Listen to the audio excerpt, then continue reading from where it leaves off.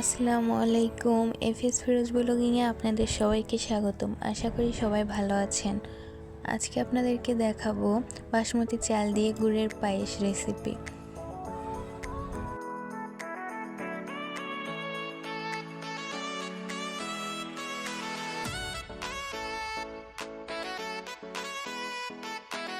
তো এই রেসিপিটি বানাতে আমার প্রথমে লাগবে বাসমতি চাল।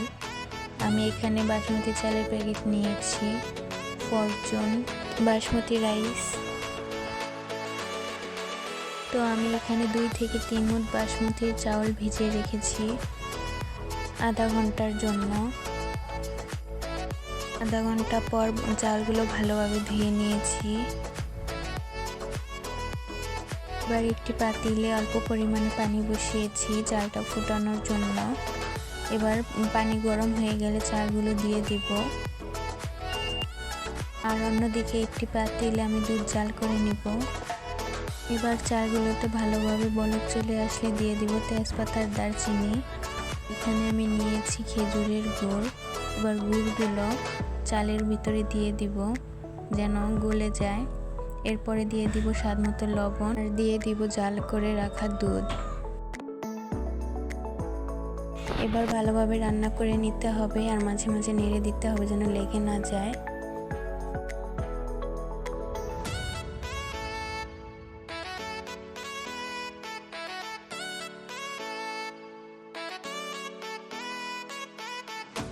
রান্নার এক পর্যায়ে যখন এরকম ঘন হয়ে আসবে তখন চুলা থেকে নামিয়ে নিতে হবে।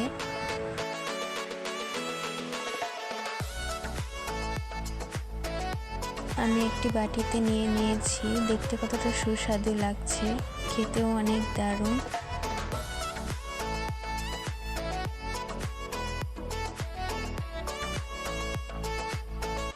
তো সৌন্দর্য বাড়ানোর জন্য আমি পায়েসের উপরে কিছু ডালে ছিটিয়ে পরিবেশন করে নিয়েছি। দেখতে কতটা সুন্দর লাগছে, খেতেও কিন্তু অনেক মজার। আপনারা বাসায় অবশ্যই ট্রাই করবেন।